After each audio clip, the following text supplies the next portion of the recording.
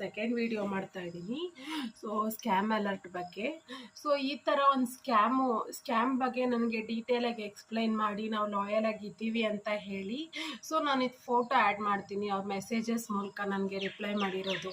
So ನಾವು loyal ಆಗಿದ್ದೀವಿ, ನೀವು ಅಪ್ರೋಚ್ ಆಗ್ಬೋದು ಅಂದಿರೋದು. ಬಟ್ ನೀವು ನಾನು ಈ ಥರ ಫ್ರಾಡ್ಸ್ ಎಕ್ಸ್ಪೀರಿಯನ್ಸ್ ಇರೋದ್ರಿಂದ ನಾನು ಈ ಸರಿ ಇನ್ವಾಲ್ವ್ ಅದೇ ಇಲ್ಲ. ಬಟ್ ಫ್ಯಾಮಿಲಿಲೆಲ್ಲ ರಕ್ಷಣೆ ಇದೆ. ಆ ಥರ ಏನಾದರೂ ಆದರೆ ಪರ್ಸನಲಿ ನಂಗೆ ತುಂಬಾ ಸ್ಟಿಂಗ್ ಸಿಗುತ್ತೆ. ಸೊ ಅಂದ್ರೆ ಫ್ಯಾಮಿಲಿ ವೈಸ್ ಎಲ್ಲ ಈ ತರ ಮಾಡ್ಕೊಂಡೆ ಅಂತ ನನಗೆ ತುಂಬಾ ಕಮೆಂಟ್ಸು, ಸ್ಕೋಲ್ಡಿಂಗ್ಸು ಮತ್ತೆ ಬ್ಯಾಡ್ ಥಿಂಗ್ಸು ಅದೆಲ್ಲ ಈ ತರ ಎಜುಕೇಟೆಡ್ ಈ ತರ ಬಗ್ಗೆ ನೀನು ಬರೋದು ತಪ್ಪು ಹೇಳ್ತಾರೆ. ಆಗ ನಾವು ಇನ್ವೆಸ್ಟ್ ಅಂದ್ರೆ ಇವಾಗಿನ ಸಿಚುಯೇಷನ್ ಅಲ್ಲಿ ತುಂಬಾ ಮೋಸ ಹೋಗ್ತಾ ಇರೋದು ಎಜುಕೇಶನಲ್ಸೇ.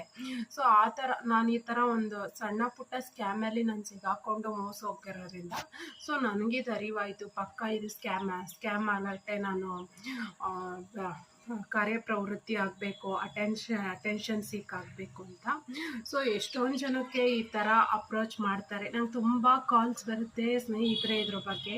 ಸೊ ನಾನು ಜೆನ್ಯೂನ್ ಅಂತ ಹೋದಾಗೆಲ್ಲ ನನ್ನ ತಲೆಗೆ ನನಗೆ ಕೈ ಸುಟ್ಟಿರೋಂಥ ಪೆಟ್ಗಳೇ ಆಗಿದೆ. ಸೊ ಒನ್ಸ್ ಫಾರ್ ಆಲ್ ನೀವು ನಿಮ್ಮ ಫ್ರೆಂಡ್ಸ್ನ ಫ್ಯಾಮಿಲಿ ವರ್ಕೌಟ್ ಮಾಡಿ.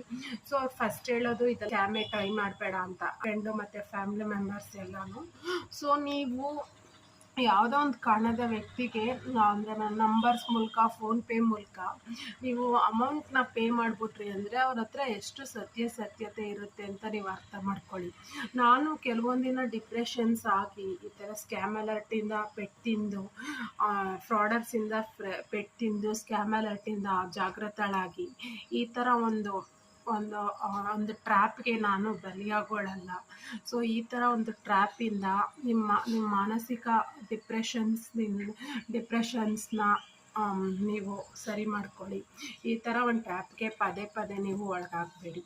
ಸೊ ಇದನ್ನು ನಾನು ಮತ್ತೆ ನನ್ನ ವಿಡಿಯೋ ವಿಷನ್ಸ್ಗೆ ಸೊ ಇದನ್ನು ಹೇಳಕ್ಕೆ ಇಷ್ಟಪಡಿ. ಸೊ ಯಾಕಂದರೆ ನೀವು ಲೋನ್ನ ಟ್ರೈ ಮಾಡಿ ಕಷ್ಟಪಡುವುದು ನೋಡಾಗ್ತೀರಾ. ಯಾವುದೋ ಒಂದು ಈ ಥರ ಆಲ್ಸೋ ಇದ್ದಾಗ ನೀವು ಅದಕ್ಕೆ ಅಟ್ರಾಕ್ಟ್ ಆಗಿ ಮೋಸೋದು ನಿಮ್ಮ ದೇವ್ರ ಕೈ ಅನ್ಸ್ಕೊಂಡು ನನ್ನ ಇಂಟ್ರೆಸ್ಟೇ ಇಲ್ಲ. ಸೊ ಇದಾಗಿತ್ತು ಇವತ್ತಿನ ಬ್ಲಾಗ್. ಸಬ್ಸ್ಕ್ರೈಬ್ ಮಾಡಿ, ಕಾಮೆಂಟ್ ಮಾಡಿ,